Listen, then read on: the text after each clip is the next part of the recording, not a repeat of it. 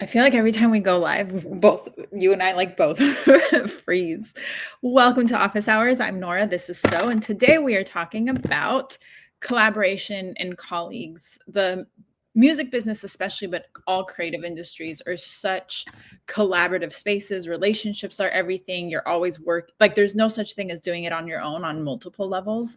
But because capitalism and individualism teach us that we are the only thing that matters, sometimes we don't know how to collaborate and support each other and be in community with our colleagues. So that is everything that we're talking about today. As always, if you have any questions, drop it in the chat if you're with us live, or drop it below, and we'll come back and answer them, because this is about community and connection and collaboration. See what we did there? And while you're at it, if you haven't yet, like and subscribe and share this, because Sto and I are trying to build a new music industry. Yeah, Sto, should we jump into it? Appreciate y'all being here. Yeah, we're also, let us know what y'all think of the new time. It worked really, really well 2 weeks ago, and already, like, in what, 80 seconds, we somehow have more people than we've had at night. So seriously, let us know what you think of this time slot. Pardon me, got out of the shower after my run, got a 5K on Saturday, so trying to train up and had to throw on a towel and stuff like that. But yeah, we're talking about colleagues and collaboration. I think starting here is, I think some people don't always see the worth in collaboration, right? So I want to start there. Why is collaboration important, and why we shouldn't be afraid of it? Because I don't know about you, but I've talked to people like, I don't want to work with anybody because X, Y, Z, which sometimes the reasons are valid, but sometimes it just comes back to, well, even I don't want to give credit or have my come up be based on someone else or whatever. So why is collaboration important? Okay, so there's two big reasons where I hear people try to avoid collaboration. And it's either this idea of I got to do it by myself. I can't trust anybody. If I support you, it's going to take away from my shine. This thing that there's only one person that can be successful, and people are that barrel of crabs mentality. And then the other one is, I've tried to collaborate with people before and they've screwed me over. They didn't do all right. That I was the one in the group project that did all the work and they tried to take credit.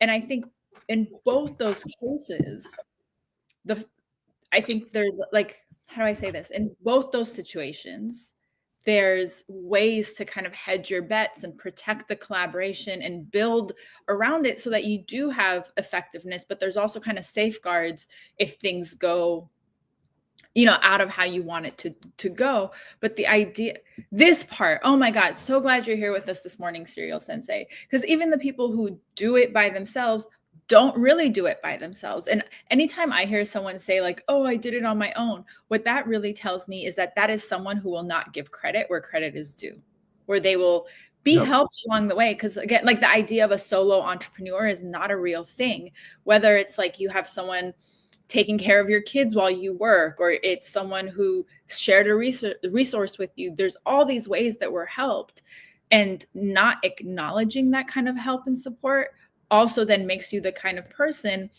who people don't want to work with. So it's one of those things that one thing leads to another. I have a lot of strong feelings about this topic, but I'm gonna take a breath. Collaboration, there's so many advantages. And I understand, well, first off, exactly, none of us have done it by ourselves. That's impossible. We've all had help along the way, including us. And I think with how, I guess I'll say it, social media operates these days, I think not only are some people saying hey, I did it by myself, but also, and not giving credit to the people who did help, but also you're kind of funneling yourself and not giving shine to the people who deserve it. When you do that, it's almost like an exponential effect. If you actually play your words right. And I think so many artists get wrapped up in the like you said, this idea of I did it alone. It's just me, and that's again that limits you because you can be showing like when and especially when your fans see you pointing out these people that you worked with, everybody wins. There's no losses here, and so it's always interesting hearing the kind of more, I guess I don't want to say selfish, I guess, but like the main characterness, I guess, even when we are actively all collaborating, even right now, collaboration, not just between myself and Nora, but us and all of you watching. We're not here on YouTube if y'all are not watching. There are 700, I think 701 of you now. What? Like that's even in those, light circumstances, that's a collaboration. And so, I just it blows my mind sometimes when artists are so adamant to either A, not collaborate, or B, pretend that they don't collaborate and not give that credit. Yeah, I just want to be so What was explicit. that eye roll? Oh my goodness. No, that wasn't an eye roll. No. No, you. I know you're about to cook. I was just like, damn. Okay, hold on, no, hold on. No, I want to be really explicit about the fact that like the competition mentality is a falsity. It's not true. Like it's not true. It's not real. There's enough for. I mean, Sto and I do the same thing. We are both consultants. We both work one-on-one with artists. Nah, there's only room for one of us.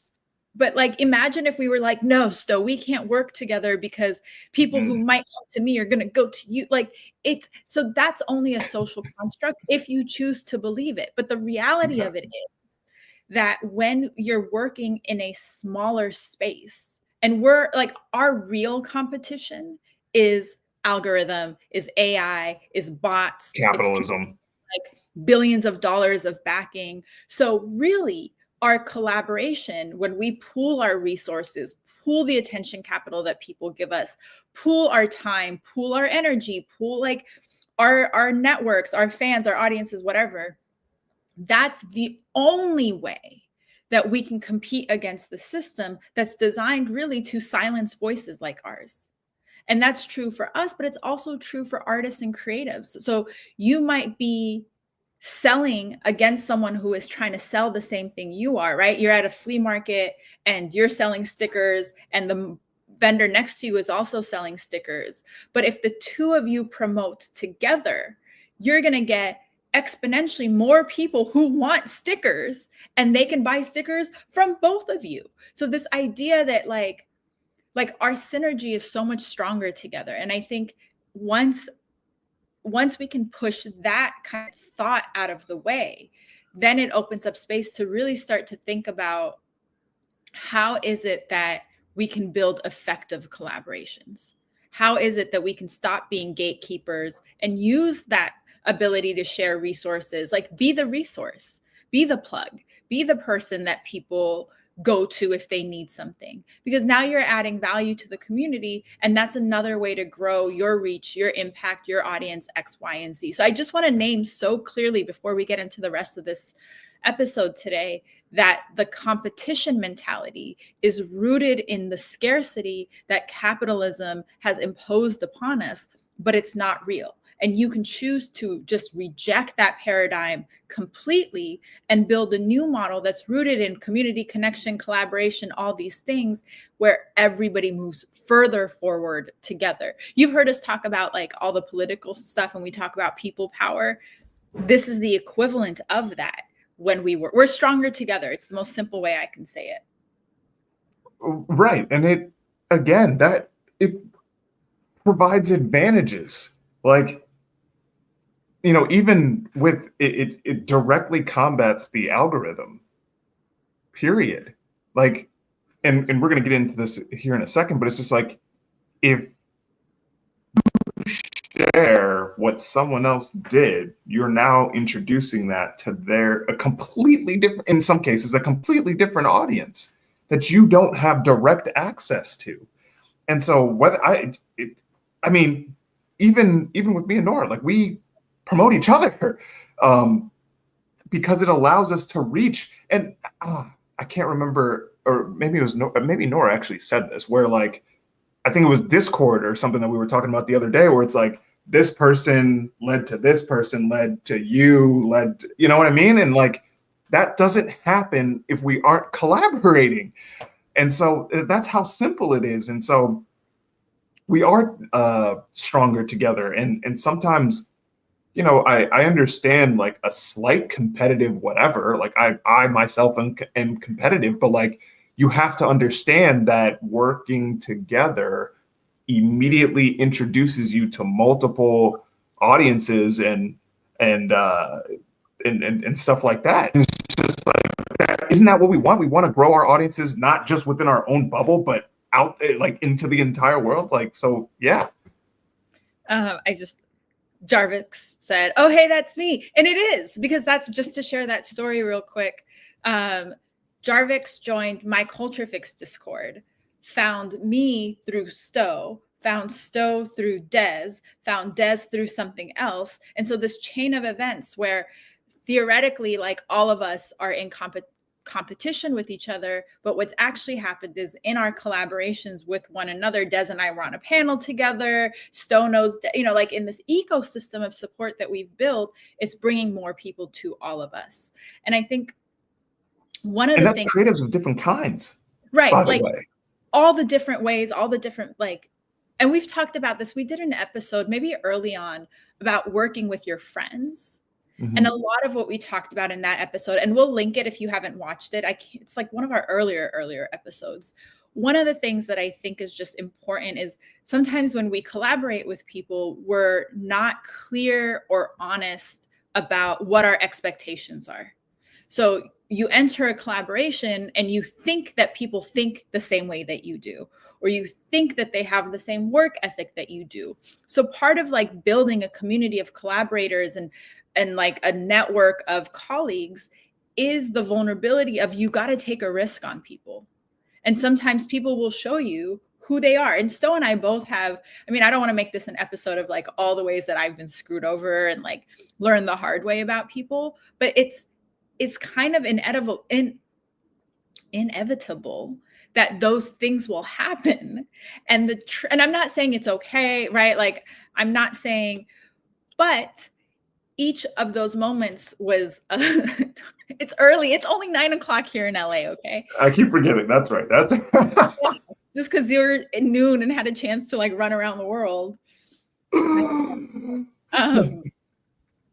Anyways, the part of the trick, right, in building this kind of collaborative space is building your own kind of internal resilience, that when other people don't collaborate the way that you do, or don't meet your communication and transparency, that's not about you and you shutting down, right? Like you don't want to build a wall, but you want to learn how to build boundaries.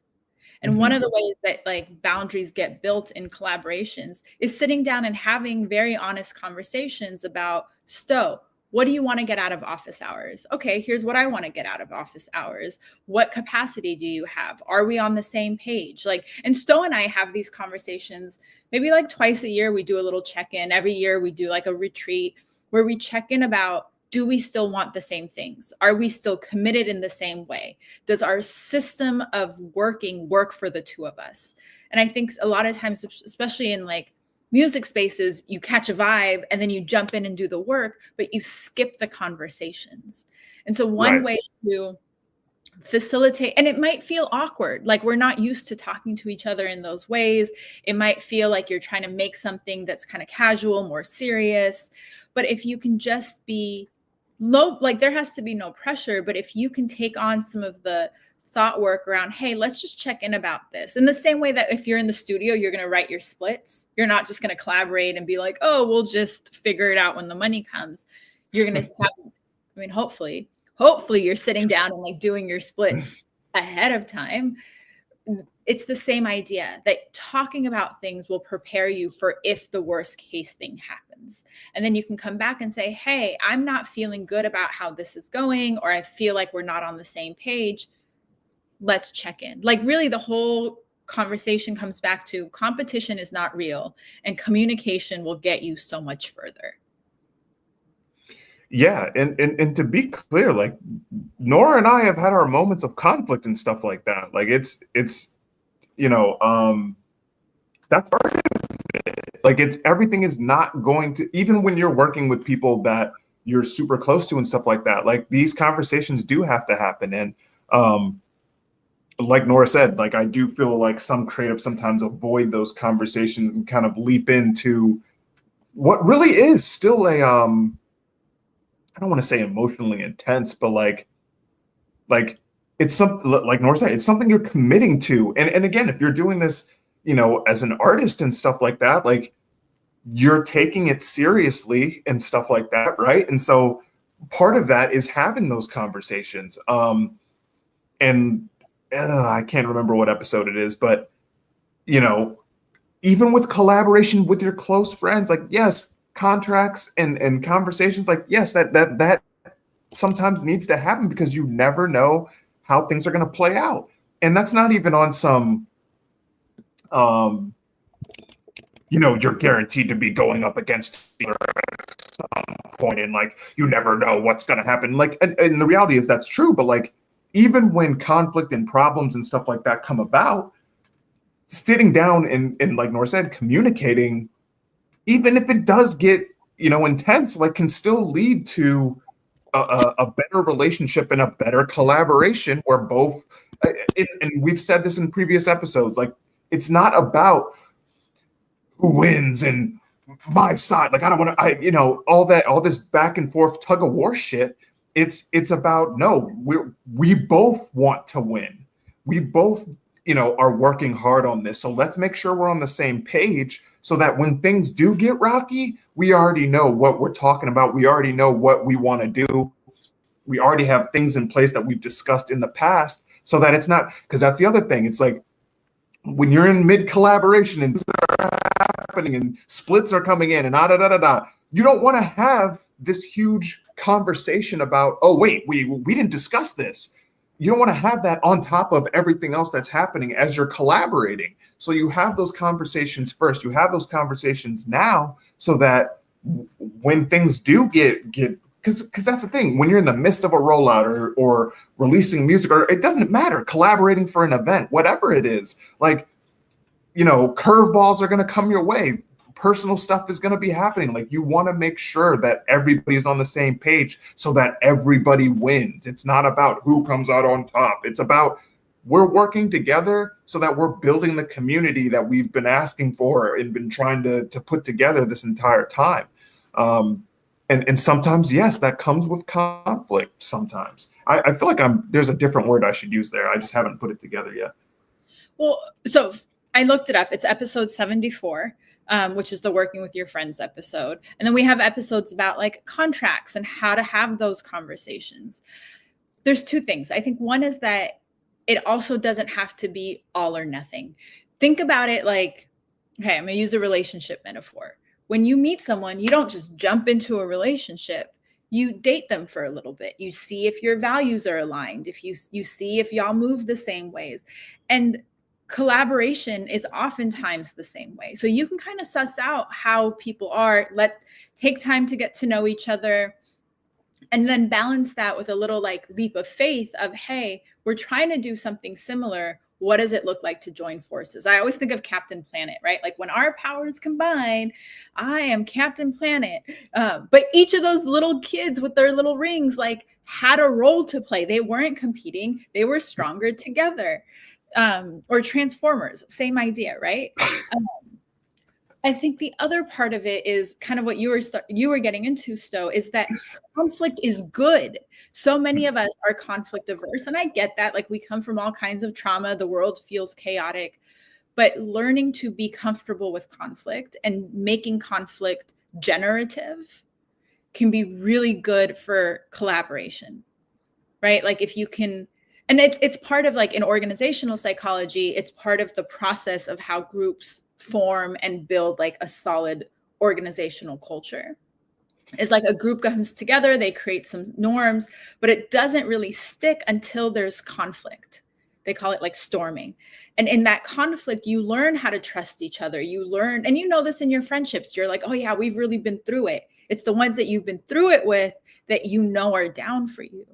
And so if you have these conversations in the beginning, when conflict comes, you have an anchor to bring you back to navigate those conversations without kind of getting flung all over the place. And knowing that that conflict can lead to something bigger, because it's not about me and Sto, for example, personally fighting for each other. It's about me and Sto coming together to see what is in the best interest of office hours. And that's one of the things that can really help your collaborative processes is it about your individual ego? Or is it about this common goal that you are both working towards, or all three of you, or all 25 of you, or whatever it might be?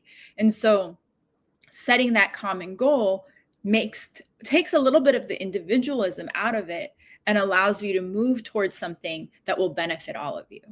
And you just got to lean into the discomfort. And this is one of those places where sometimes our personal shit comes up that has nothing to do with music, has nothing to do with the other person. And this is why you might have heard me say this before, but it's so important to do your inner work, because the personal shows up not just politically, but also professionally in these ways. And so it becomes like, you just got to be honest with yourself about, you know what, like, I don't do well in conflict. I don't like it when people are mad at me. I need everyone to like me. Like, you figure out these things about yourself, and then you can understand how it shows up in these relationships, so that then you can build better relationships. And again, I'm gonna keep leaning on this, because there are a lot of preconceived notions people have about us, I guess. But like, me and Nora have gone through conflict as a duo. We've been at this for, holy crap, like, I don't know, 3+ years or whatever. And we've had our spats, we've had our back and forth, but like, we have genuinely come out better for it, because we were able to sit down and actually talk about it. And as Nora stated, like, yeah, personal stuff is like, we've all had our different experiences, gone through, and like Nora said at the top of this, like, you've collaborated with people who might have screwed you over in the past. Like, that's all fine and valid. Like, we're not saying like, all right, just get over it and just walk in there and just accept everything. We're not saying that, but that's why we're saying to have these conversations beforehand, so that, because what it really is that you have something to look back on when stuff comes up. And like, I'm repeating myself for sure, but it's like, you don't want to be going up against these problems in the wild, like with no foundation or backing or anything like that. But if you talk about it, and we've done a contracts episode, a working with friends episode. I'm pretty sure we've done a negotiation episode too. And it sounds crazy, like, oh, I don't want to negotiate with my friends. And like, I'm telling you, I used to be the same way. Like, wait, like, why would I do that? Like, we're friends, like, things are just going to work out, but they don't always work out. And so you want to make sure that you have a foundation or something that where you've spoke about all of these things in the past, so that months later, even years later, when things start to go up or whatever, you can look back and be like, okay, wait, there's no need for us to be going back and forth, because we already talked about this and we already put something in place, and we both agreed to it. So now what? You know what I mean? And that, again, it sounds crazy, and it's extra work. It is extra work, but it's extra work that saves you stress, anxiety, and all this other stuff later on when you actually have those conversations. And they aren't easy. I'm gonna be the first one to say, I don't like conflict. I hate it. I'm running sonic speed. Like, we're out of here. But it has to happen, because it's not even just everyone like, well, what about me? And it's like, yes, but if you're collaborating, it's about us. It's about it's about community. It's not about And if it is about just, well, I'm trying to make sure I get the most out of this collaboration, what are we doing? Collaborating is supposed to be us working together. It's supposed to be us building something together. I mean, I guess it's different with me and Nora because we talk about a lot of stuff outside of music, but like for me, it's like these collaborations give a chance to actually like connect with someone on like a deeper level outside of all this music industry shit. And is that not what it's all about? Like, yeah, we want the bag, we want, streams and stuff like that. But like, I like doing office hours because I'm working with somebody that actually gives a shit, not just about things at large, but about me and about us as a collaboration. And so I don't know. The conversations are difficult and can get awkward and discomforting and stuff like that. But it is part of the process and unfortunately part of life. Yeah. Yeah. It's like taking the assumptions out of it. And I'll say, like, Sto and I knew each other for a long time virtually. So like not super deep, but virtually. And I think had a mutual respect. And then we started working, and then we did office hours for a long time. And we're meeting like every other week. I'm seeing his face. We're talking about personal shit. But it wasn't until we had like one major kind of like conflict. And yeah, Sto was like, bye. And I was like, no, come back. We're going to talk about this. But I think that conflict actually really changed the depth of our relationship, both personally and working. So I share that as an example of we cried. Like, oh yeah. Yeah. Like, I mean, it's in front of each other. And like, but it's also, I share that as an example of like, when you see some of your favorite collaborators, there's so much like the work that happens behind the scenes is the thing that really makes it work. And okay, I know we're coming up on 26. I think this is going to be a little bit of a longer episode. So if you're still with us, thank you. Drop a comment, hit the subscribe, like, all that good stuff, because we appreciate that you're here with us with Office Hours. If there's topics you want us to talk about, let us know, all that good stuff. Okay, so there's two directions my brain wants to go. And one is like the people component is so important.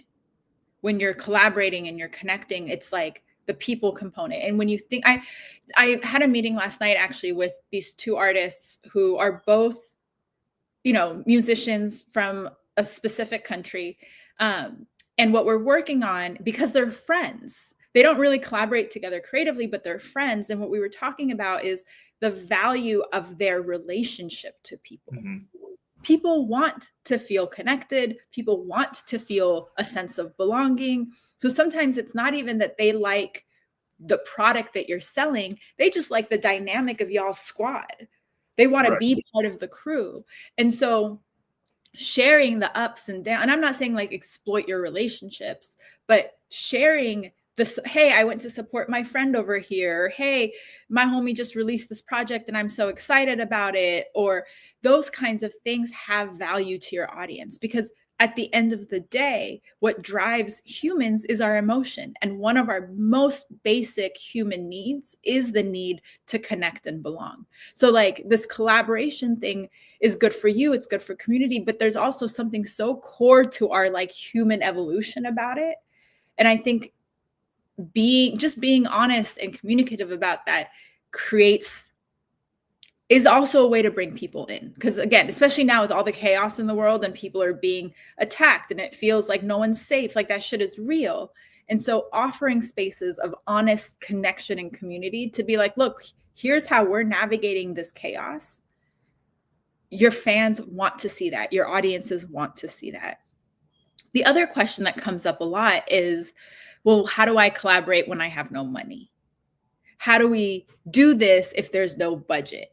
And if there doesn't always have to be budget, right? Capitalism tells us it's only worthwhile to work with people if there's money involved. But this is your chance to think about what else is valuable to me besides money.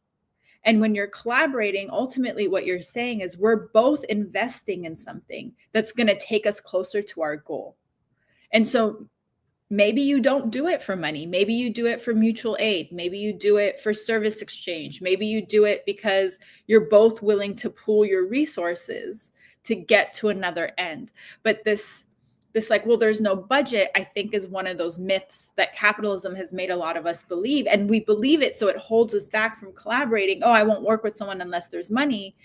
And you're looking at the immediate thing. You're losing the big picture in the immediacy of what's happening. And so I just want to point that out as well, that like we've talked a lot about like communicating and about some of the internal stuff, but money can be a very practical thing, but you don't always need money to collaborate. And if you have those honest conversations like we've been talking about, you can find other things that you all find equally valuable to invest in the growth of whatever it is that you're getting in on together. Exactly. And that's why we've talked a lot throughout these 90 plus episodes about like collaborating with people that have the same goals, that are kind of in the same place career wise. Because yes, like and that's the other part, is like some people really think that like, oh, collaborating just means like I need to hit somebody that's, you know, in the mainstream or whatever. But there's so many people that are literally around you at this exact second that you're completely ignoring and not giving the chance. And I'm not saying collaborate with everybody, but like we are in this time where, you know, you can more or less talk to anybody across the planet. And so if you're able to get on the same page and you're both willing to share each other's stuff, for the love of God, I'm tired of people collaborating and never sharing the stuff that's going on. And say, because like you hear collaboration these days, and I feel like a lot of people are just like, oh, well, a feature on a record that's like a big name that can blow this person up. And it's just like, no, like collaborating is in every aspect of creation almost. And so like taking the actual time to sit down together and be on the same page, that will provide so much exponential benefit. I've said this already. It's just, if you're sharing their work is getting exposed to your audience. If they're sharing your work is getting exposed to their audience. Like it's really that simple. And when otherwise we're stuck in these pockets where it's just being shared among like this small circle of people, like that's not the point. The point is to grow, to expand and stuff like that. And that can't happen if we're not willing to actually like support each other while collaborating.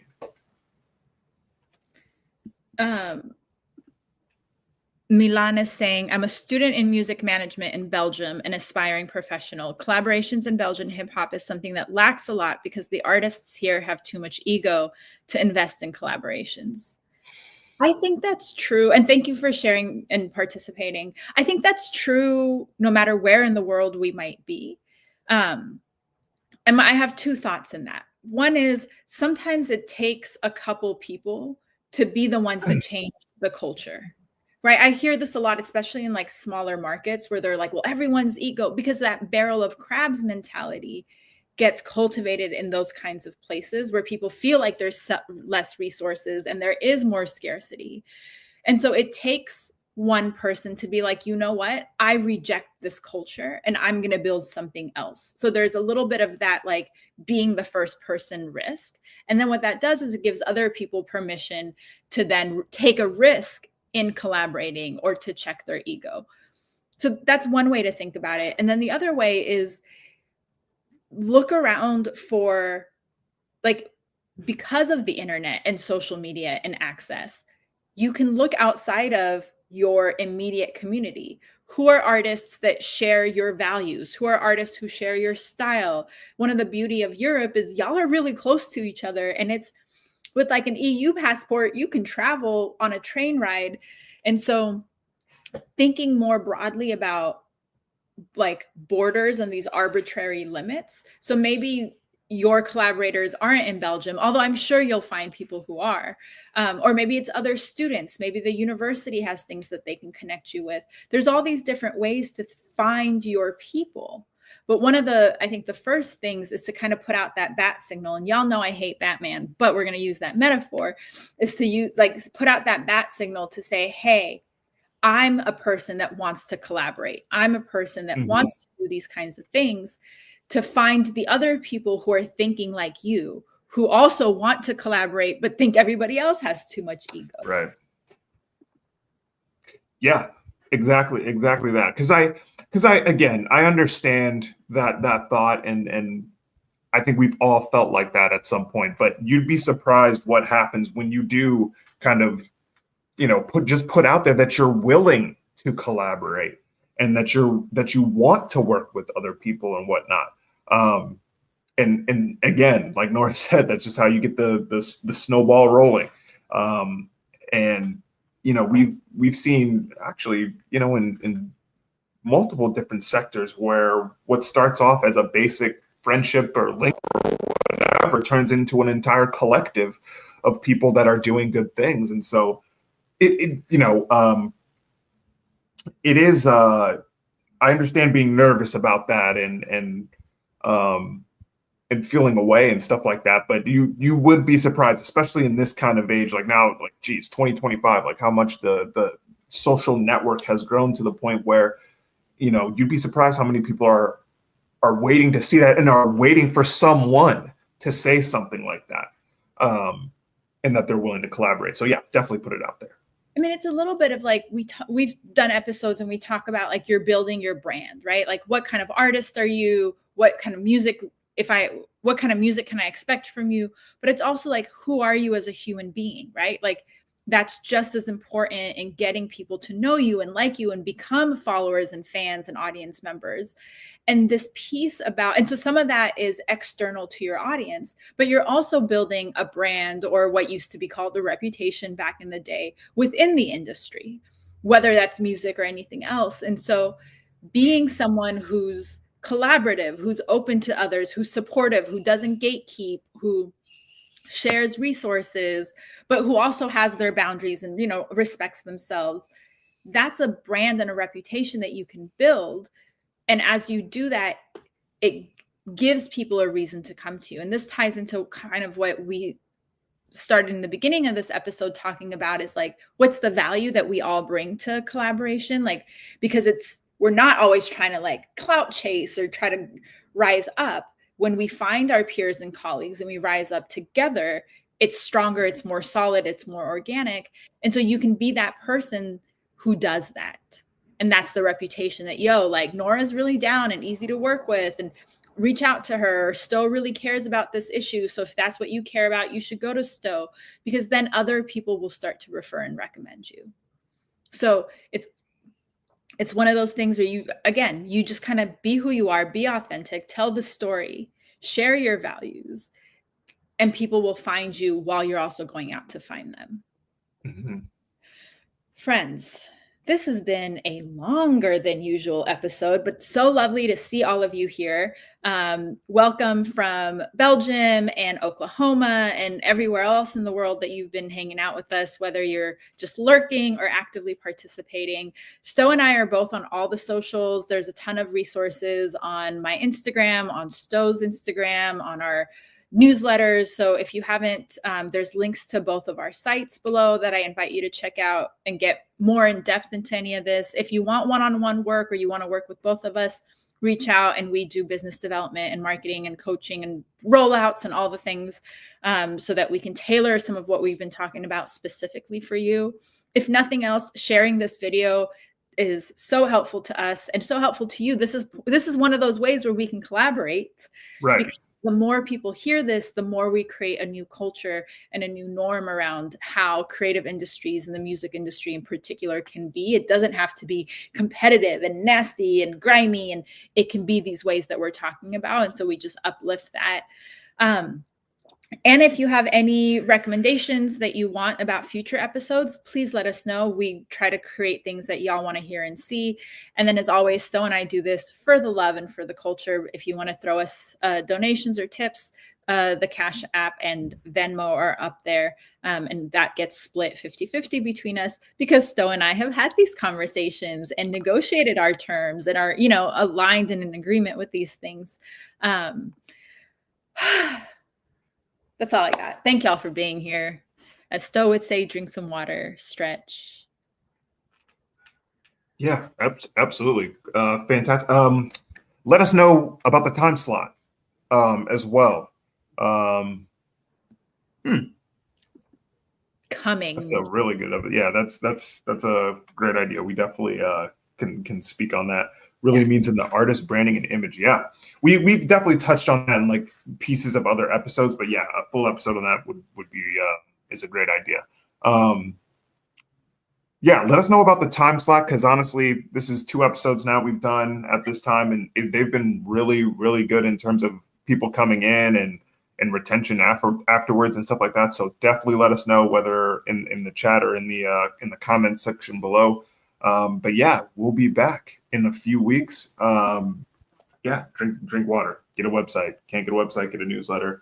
Take care of yourself, and we'll be back soon. Bye.